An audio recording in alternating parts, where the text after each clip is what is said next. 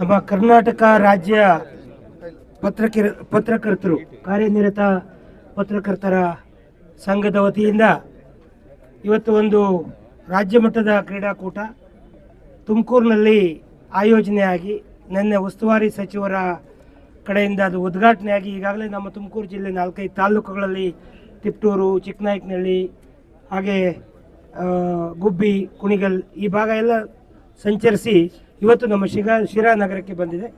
ಈ ಸಂದರ್ಭದಲ್ಲಿ ನಮ್ಮ ಏನು ರಾಜ್ಯ ಮಟ್ಟದ ಪತ್ರಕರ್ತರ ಸಂಘದ ಅಧ್ಯಕ್ಷರಾದಂಥ ಶಿವಾನಂದ ತಗಡೂರವರು, ಹಾಗೆಯೇ ಜಿಲ್ಲಾ ಅಧ್ಯಕ್ಷರಾದಂಥ ಪುರುಷೋತ್ತಮ್ ಅವರು, ಹಾಗೆ ನಮ್ಮ ರಘು ಅವರು ಇಷ್ಟೊತ್ತು ಮಾತಾಡಿದ್ರು, ಕಾರ್ಯದರ್ಶಿಗಳು.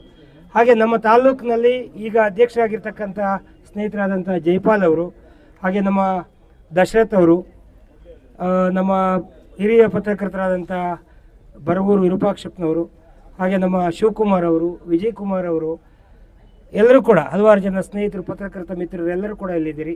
ಹಾಗೆ ನಮ್ಮ ಕನ್ನಡ ಸಂಘದ ಅಧ್ಯಕ್ಷರಾದಂಥ ಕನ್ನಡ ಸಾಹಿತ್ಯ ಪರಿಷತ್ನ ಅಧ್ಯಕ್ಷರಾದಂಥ ನಮ್ಮ ಪಾಂಡುರಂಗಪ್ಪನವರು ಕೂಡ ಇವತ್ತು ಈ ಕಾರ್ಯಕ್ರಮದಲ್ಲಿದ್ದಾರೆ. ಹಾಗೆ ನಮ್ಮ ತಾಲೂಕು ಆಡಳಿತದ ಪರವಾಗಿ ನಮ್ಮ ತಹಶೀಲ್ದಾರ್ ಇದ್ದಾರೆ, ಹಾಗೆ ನಮ್ಮ ನಗರಸಭೆ ಪರವಾಗಿ ಕಮಿಷನರ್ ಇದ್ದಾರೆ. ಎಲ್ಲರೂ ಕೂಡ ಭಾಳ ಗೌರವದಿಂದ, ಭಾಳ ಉತ್ಸಾಹದಿಂದ ಇವತ್ತು ಈ ಕ್ರೀಡಾ ಜ್ಯೋತಿಯನ್ನು ಪತ್ರಕರ್ತರಿಗೆ ಕೊಡೋ ಗೌರವ ಇದು ಅನ್ನೋ ರೀತಿಯಲ್ಲಿ ನಾವೆಲ್ಲ ಸೇರಿ ಇವತ್ತು ಬಹಳ ಗೌರವ ಮತ್ತು ಪ್ರೀತಿಯಿಂದ ಈ ಒಂದು ಕ್ರೀಡಾ ಜ್ಯೋತಿಯನ್ನು ಸ್ವಾಗತಿಸ್ಕೊಂಡಿದ್ದೇವೆ. ಈಗಾಗಲೇ ನಮ್ಮ ರಘು ಅವರು ಹೇಳಿದ ರೀತಿ ಈ ಕಾರ್ಯಕ್ರಮದಲ್ಲಿ ನಮ್ಮ SL ರಂಗನಾಥ್ ಅವರು ಕೂಡ ಇಲ್ಲಿ ಭಾಳ ಉತ್ಸಾಹದಿಂದ ಭಾಗವಹಿಸಿದ್ದಾರೆ. ಮಾಜಿ ಸ್ಥಾಯಿ ಸಮಿತಿ ಅಧ್ಯಕ್ಷರು, ಹಾಲಿ ನಗರಸಭಾ ಸದಸ್ಯರು, ನಮ್ಮ ಕನಕ ಬ್ಯಾಂಕ್ನ ಅಧ್ಯಕ್ಷರು, ಈ ರೀತಿ ಎಲ್ಲರೂ ಕೂಡ ಇಲ್ಲಿ ಕೈ ಜೋಡಿಸಿ ಇವತ್ತು ಕ್ರೀಡಾ ಜ್ಯೋತಿಯನ್ನು ಸ್ವಾಗತಿಸ್ಕೊಂಡಿದ್ದೇವೆ. ಈ ಸಂದರ್ಭದಲ್ಲಿ ಈಗಾಗಲೇ ಹೇಳಿದ್ರು ಅವರು ಸೂಕ್ಷ್ಮವಾಗಿ ಪತ್ರಕರ್ತರ ನೋವು ನಲಿವುಗಳೇನು ಅಂತ. ಅತ್ಯಂತ ನೋವು ನಲಿರೋ ವರ್ಗ, ನಾನು ಈಗಾಗಲೇ ಕಳೆದ ಬಾರಿ ಬೆಳಗಾವಿ ಸೆಷನ್ನಲ್ಲಿ ಇದನ್ನ ಪ್ರಸ್ತಾಪ ಮಾಡಿದ್ದೆ. ಮತ್ತೆ ಬೆಳಗಾವಿ ಸೆಷನ್ ಬಂದಿದೆ, ನಾಳೆ 9ನೇ ತಾರೀಕಿಂದ ಶುರುವಾಗುತ್ತೆ. ಅವತ್ತು ಒಂದು ಭರವಸೆ ಸಿಕ್ಕಿತ್ತು ನಮ್ಮ ಪತ್ರಕರ್ತರಿಗೆ, ಅವರಿಗೆ ಅವರ ಆರೋಗ್ಯಕ್ಕೆ ಸಂಬಂಧಪಟ್ಟಂತೆ ಮತ್ತು ಅವರಿಗೆ ಬೇರೆ ಬೇರೆ ಸೌಲಭ್ಯಗಳಿಗೆ ಸಂಬಂಧಪಟ್ಟಂತೆ ನಾನು ಧ್ವನಿ ಎತ್ತಿದ್ದೆ. ಖಂಡಿತವಾಗಲೂ ಕೂಡ ಭಾಳ ನಿಸ್ವಾರ್ಥವಾಗಿ ಹಗಲು ಇರಲಂದಂಗೆ, ಅದು ಪ್ರಿಂಟ್ ಮೀಡಿಯಾ ಇರ್ಬೋದು, ಸೋಷಿಯಲ್ ಮೀಡಿಯಾ ಇರ್ಬೋದು, ಹಾಗೆ ಎಲೆಕ್ಟ್ರಾನಿಕ್ ಮೀಡಿಯಾ ಇರ್ಬೋದು, ಇವರೆಲ್ಲರೂ ಕೂಡ ಹಗಲು ಇರಲು ಅಂದೇ ಅವರು ತಮ್ಮ ಸ್ವಂತ ಕುಟುಂಬಗಳನ್ನು ಕೂಡ ಗಮನಿಸದೆ ಎಲ್ಲ ಒಂದು ಕಡೆ ಅವರು ದೊಡ್ಡ ಮಟ್ಟಕ್ಕೆ ಇದೊಂದು ದೇಶ ಸೇವೆ ಅನ್ನೋ ರೀತಿಯೇ ಮಾಡ್ತಾರೆ. ಇದು ನಮ್ಮ ಸಂವಿಧಾನದ 4ನೇ ಅಂಗ, ನ್ಯಾಯಾಂಗ, ಕಾರ್ಯಾಂಗ, ಶಾಸಕಾಂಗದ ಜೊತೆಗೆ ಇದು ಒಂದು 4ನೇ ಅಂಗದ ರೀತಿ ಕೆಲಸ ಮಾಡ್ತಿರ್ತಕ್ಕಂಥ ಒಂದು ಅಂಗ.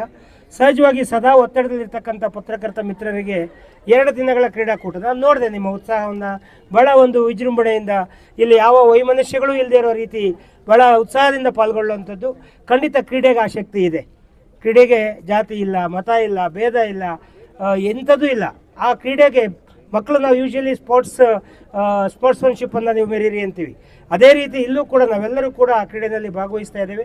24ನೇ ತಾರೀಕು ಏನು ನಡೆಯುತ್ತೆ, ಈಗ ಈ ಕ್ರೀಡಾ ಜ್ಯೋತಿ ಮುಂದುವರೆದು ಪಾವಗಡ, ತದನಂತರ ಮಧುಗಿರಿ, ನಾಳೆ ತುಮಕೂರು ತಲುಪುತ್ತೆ ಕೊರಟಗೆರೆಯಿಂದ. 24ನೇ ತಾರೀಕು ಏನು ನವೆಂಬರ್ 24ನೇ ತಾರೀಕು ಕ್ರೀಡಾಕೂಟ ಆಯೋಜನೆ ಆಗಿದೆ, ಅದರಲ್ಲಿ ನಾವೆಲ್ಲ ಭಾಗವಹಿಸ್ತೇವೆ. ಈ ಕ್ರೀಡಾಕೂಟಕ್ಕೆ ಯಶಸ್ವಿಯಾಗಲಿ. ಹಾಗೆ ಸಮ್ಮೇಳನ ಕೂಡ ತುಮಕೂರಿನಲ್ಲೇ ಈ ಬಾರಿ ಆಯೋಜನೆ ಆಗಿದೆ, ಅದು ಕೂಡ ಯಶಸ್ವಿಯಾಗಲಿ ಅಂತೇಳಿ ನಾನು ಶುಭವನ್ನು ಹಾರೈಸ್ತಾ, ನಮ್ಮ ಪತ್ರಕರ್ತ ಮುಖಂಡರೇನಿದ್ದಾರೆ, ಅವರ ಫ್ಯಾಮಿಲಿಗಳೇನಿದೆ, ಅವರೆಲ್ಲರಿಗೂ ಕೂಡ ಒಂದು ಒಳ್ಳೆಯ ರೀತಿಯ ಭವಿಷ್ಯ ಸಿಗಲಿ.